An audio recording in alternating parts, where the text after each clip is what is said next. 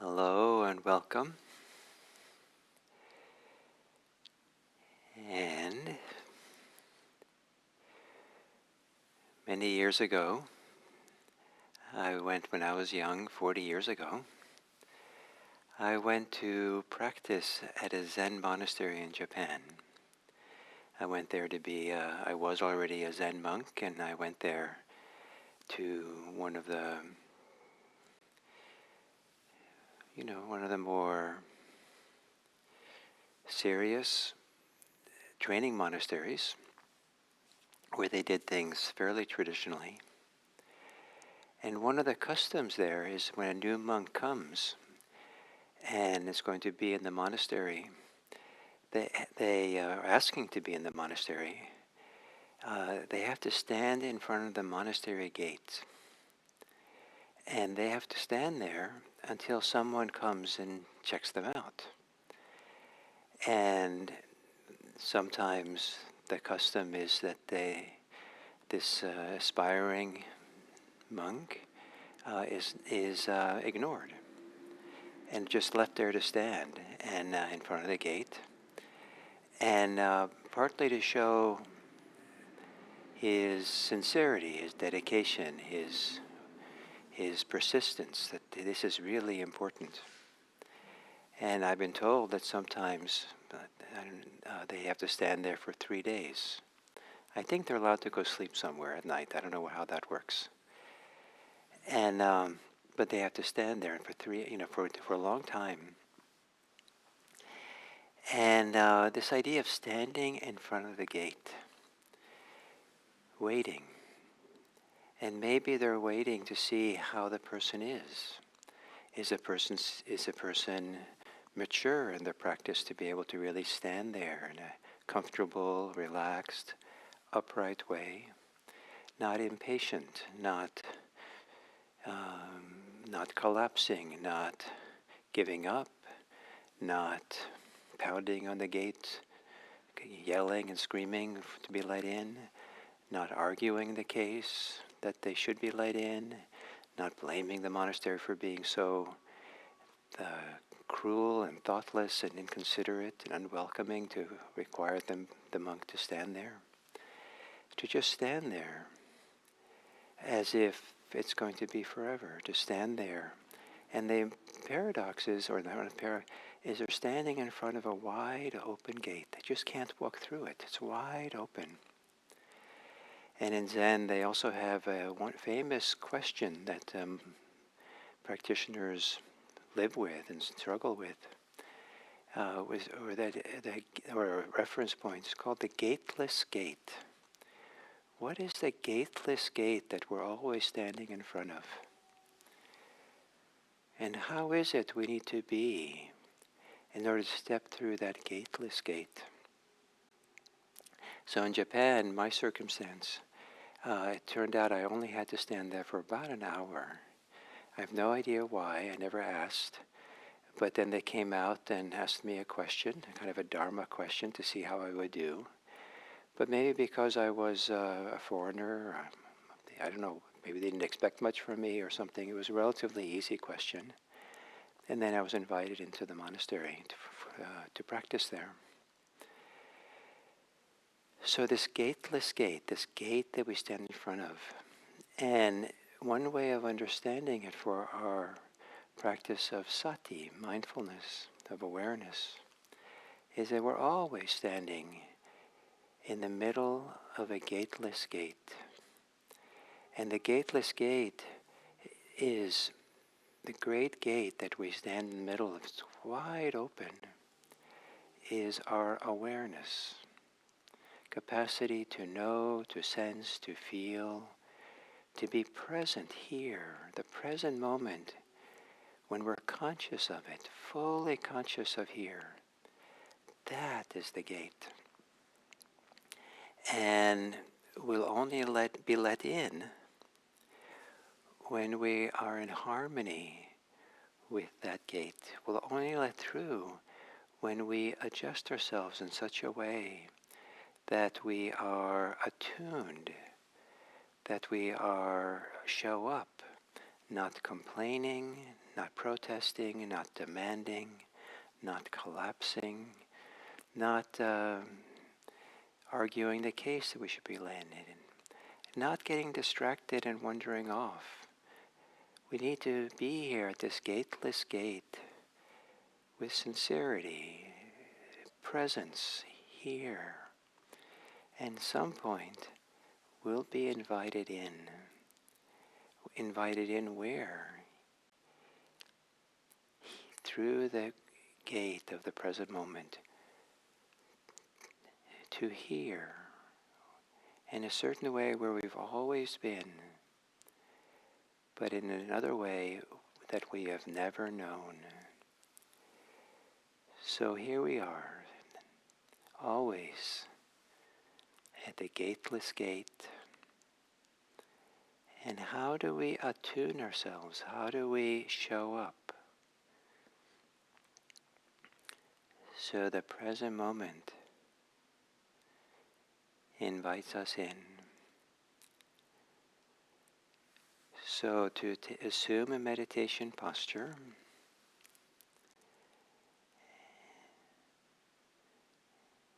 and to gently close your eyes.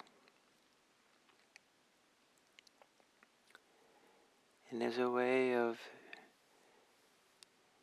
being here, showing up here, being established here, to take a few long, slow, deep breaths as you exhale, to settle into here. This is the place to become attuned to the present moment. Here is where you stand in front of the gate. As you exhale, to feel the stability of whatever chair, cushion, floor, mattress is holding you up.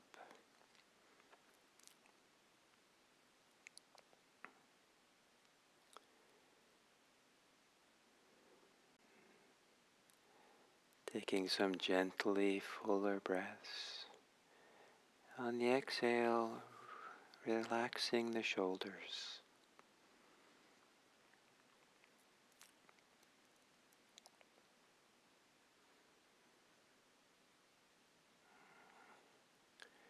On the exhale, softening the belly.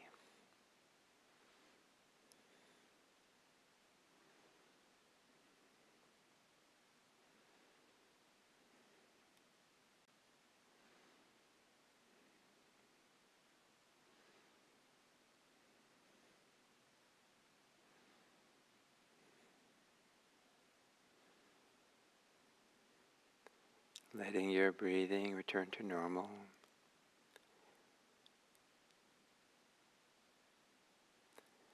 And as you exhale, soften the muscles of your face. Relax tension,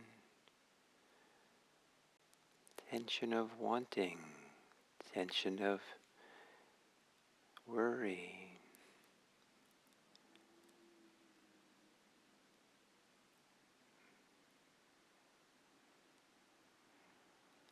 The tension of aversion and not wanting, softening around the eyes,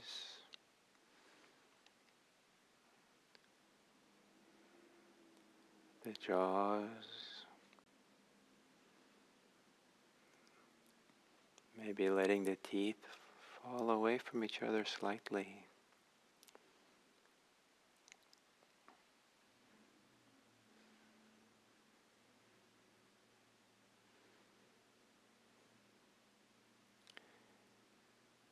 As you inhale, to feel the thinking mind,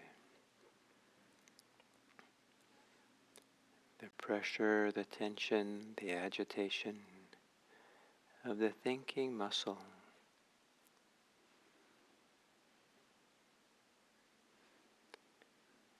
Feeling it on the inhale,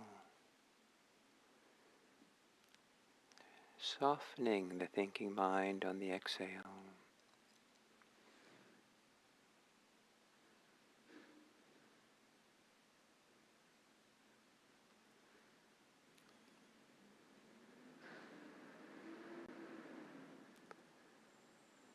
Feeling the thinking mind on the inhale. And imagine that the thinking mind expands and opens into space as you exhale.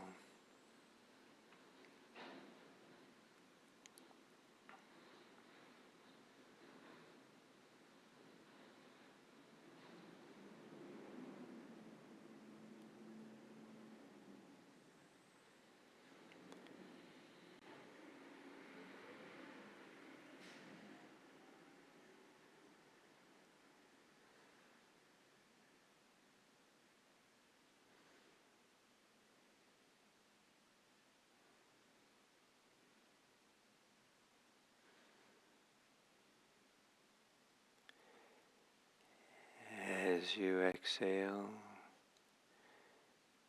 feeling your whole, as you inhale, feel your whole body.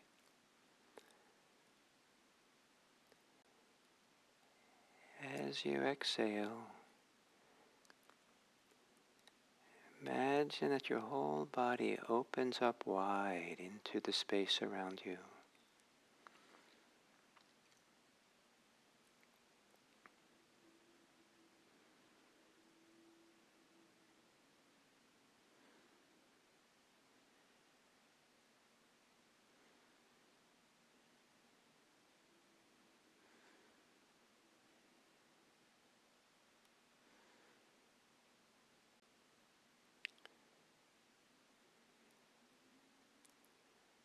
A 360-degree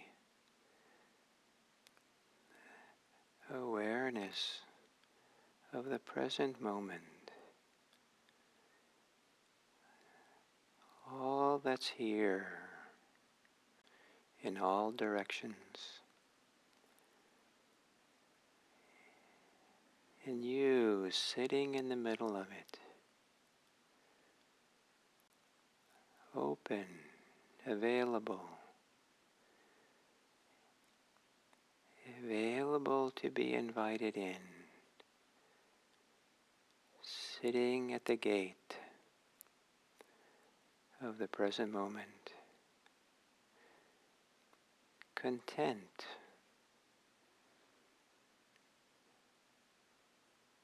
to be aware,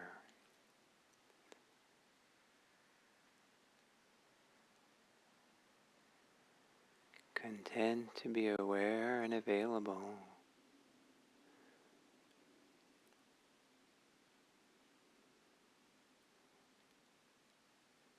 For how the present moment invites you into knowing it.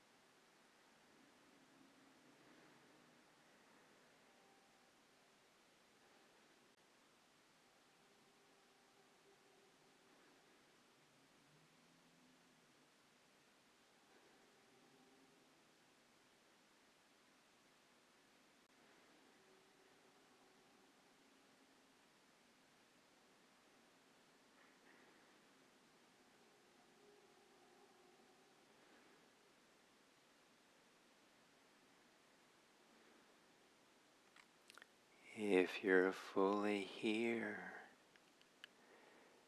at the gate of this present moment, you'll be invited into a different future,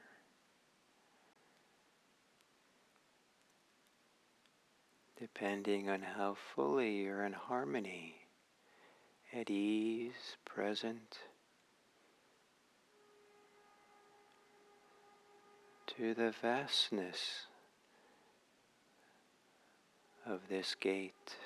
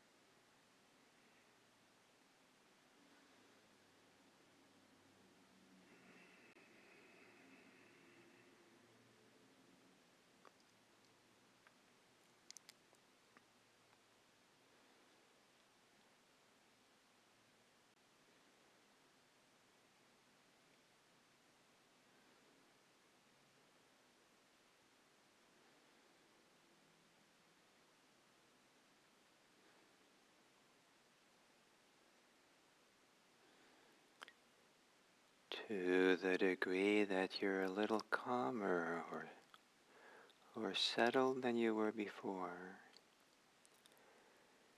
can you now open your awareness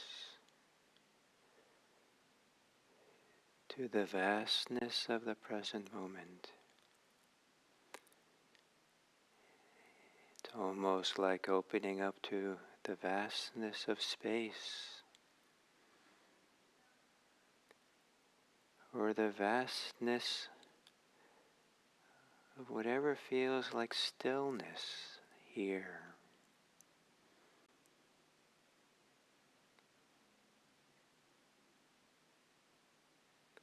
Or the vastness of silence between and around the sounds.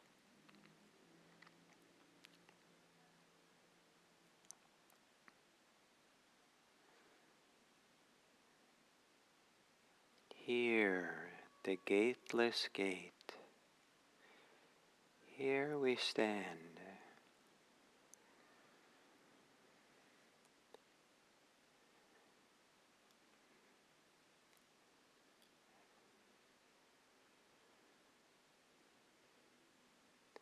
And what would it mean to be here in harmony with all things? To be in alignment with the river of time.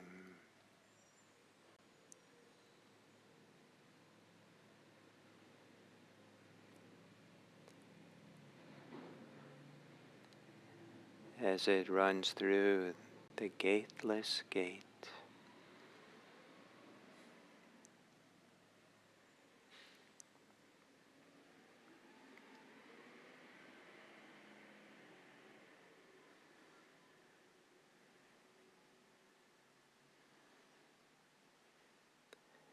And as we come to the end of this sitting, everything that arises, everything that comes our way in this vast gateless gate of the present moment is something to be in harmony with, to be aligned with in a particular way. And that is to meet it with friendliness and goodwill. Meet it with generosity and a willingness to create a wholesome future, a good future, by the care and the friendliness we offer. May all beings be happy. May all beings be safe. May all beings be peaceful. May all beings be free. And may each of us be available to be friendly and supportive of all beings everywhere, perhaps one at a time.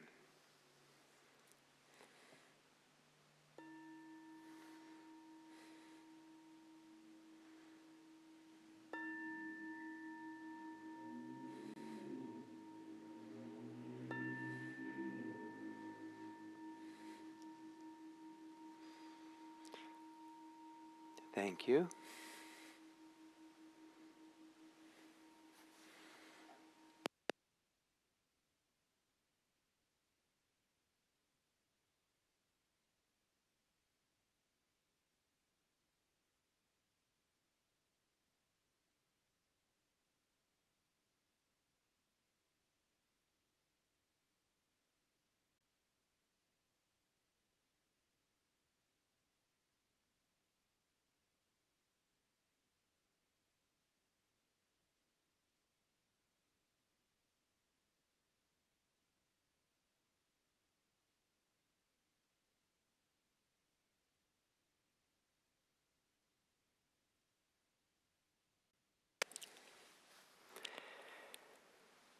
So, hello and welcome to the beginning of this week's series.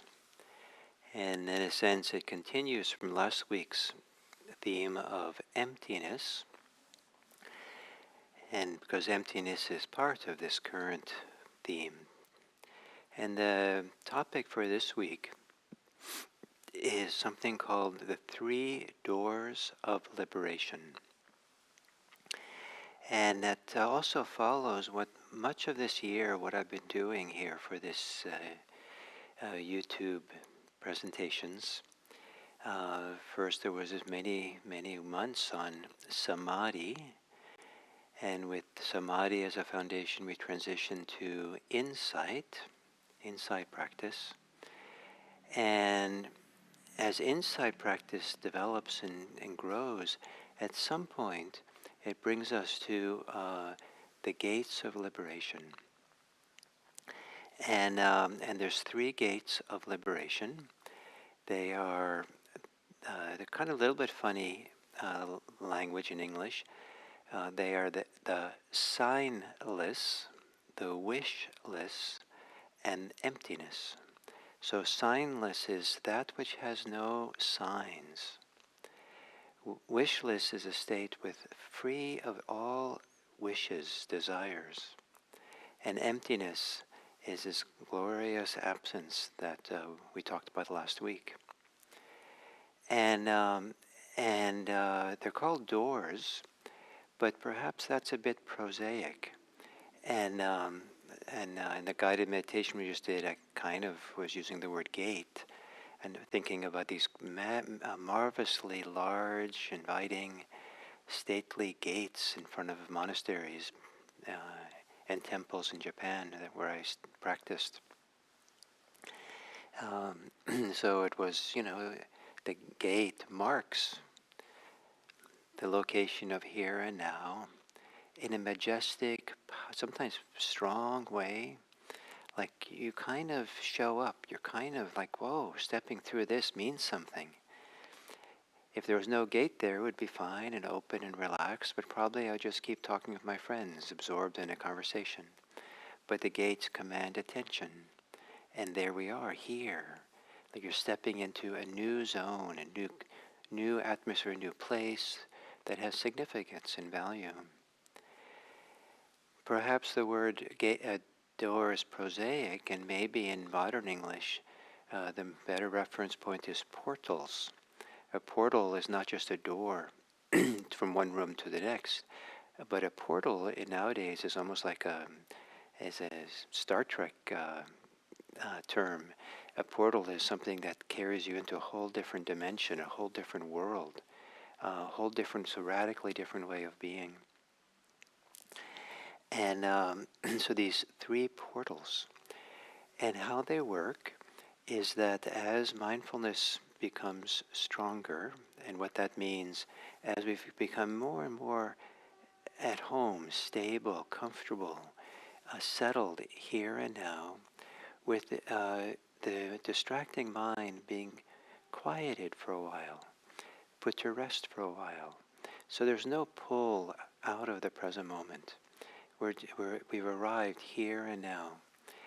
And then starts the work, starts the momentum of vipassana, of insight, where we start, because we're so present, now we can start being attuned or pay attention to the deeper ways in which how we experience and perceive the present moment.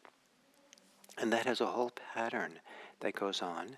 And often what's emphasized a lot is that over time, the practitioner has a very deep experiential insight, experiential participation with inconstancy, change, impermanence, the first of the 3 characteristics. A deep participation, insight with suffering, with unsatisfactoriness, with a certain kind of stress, that we really deeply see something going on here in the in the foundations of experience. And the deep insight and participation in the experience of not self. So these three, and these are considered to be intimately aspects of our experience of how we perceive the world and live in the world. And the idea is to become aligned with those, to be in harmony with those, to be attuned to them in a deep way. And the language of the, as practice deepens, the ancient language of Pali, they use their equivalent of our English word, with the grain. And to be with the grain of these things, not resisting them, not debating them, not trying to make it different, trying to hold on to something as permanent, trying to deny that the suffering is here, that's there's some unsatisfactoriness in clinging, the suffering of clinging, and to be aligned or in harmony with that way in which it's really deep kind of freedom that comes when we're no longer attached to or oriented around concepts of self, me, myself, and mine. And I say in English, we say with the grain. I like the Pali word quite a bit more, and it's with the hair. With you pet a cat in the direction that the hair lays down. You'll be completely out of harmony with the cat if you pet the cat against how the hairs lay down. The cat probably get up and leave. But if you do it with the hair, then the cat begins to purr. And so at some point as the practice deepens, we go with the hair. We're in harmony. We're aligned. We're kind of a feeling of intimacy and kind of like purring with the flow of experience, with the truth, with the experience of here and now. And rather than having impermanence, suffering, and not self be distressing or be debatable or questionable or resisting it, and rather than believing it as a philosophy, we begin to see that there's something to be in harmony with that, to be attuned, aligned, is so satisfying that it creates a kind of equanimity, a kind of peace of all the hair lying down, all in the same way, kind of participating in the way that maybe the hand of time is stroking us, is petting us. And so the idea is that as practice deepens, the mind gets quieter and calmer and more settled. We're not resisting anything, we're not asserting anything, we're not pulling away from anything, we're not collapsed. We're not caught up in me, myself, and mine, and what's in it for me and I want. We're not ahead of ourselves into the future. We're not behind ourselves in stories and memories of the past. We're right here. And this is, I liken this to the experience that I had in the Zen monastery in Japan, where a new monk, which I was at one point, in order to be able to enter the monastery, you have to stand at the gate. The gate is open, wide, large, expansive. A gate that marks nothing. Doesn't need to be there in a sense. But the gateless gate. We stand right here, right now. So in the Zen, you have to stand there, and you have to be there in a harmony with the purpose that you're there. You have to be fully in that gate, standing there in the monastery, maybe sometimes for a long time, showing that you're capable and interested in to enter the monastery to live with everyone else. So you can't collapse, you can't be assertive, you can't pull back, you can't be distracted. You have to be there in a relaxed way. You can't be tense. You have to be there as if it's forever. You have to be in alignment and in harmony with what it means to be there waiting peacefully for someone to come out and maybe check you out and see if they would like to invite you into the monastery. And so in that way, we become attuned, we become in harmony with what's here and now. And we stand in the awareness, the presence of the present moment, here, at the gate, at this gateless gate, at this place that doesn't have to have a door or a portal, but is always here for us. But we are different, because now, after deep practice, we've come into harmony, we come into alignment, into attunement, in a deep, deep way with how things are unfolding here in the present moment. And so any clinging, grasping, pushing has been settled with deep, deep equanimity. And then, and the way I was taught this in Asia, practicing, is that depending on one's personality or personal dispositions or something about unique for each person, one of these three portals or gates or doors will open up, or will invite us through, or will somehow, pull us in to this new dimension of life that is called liberation and freedom. And so some people will go through the door of the signless, some people go through the door of the wishless, and some people go through the door of emptiness. And the other side, they come through that door, they all end up in the same place, freedom. So in the next 3 days, I'll go through each of those three doors and talk about what they might mean, and how to be aligned in harmony, to be with the grain of reality rather than against it. So thank you very much, and continue this tomorrow.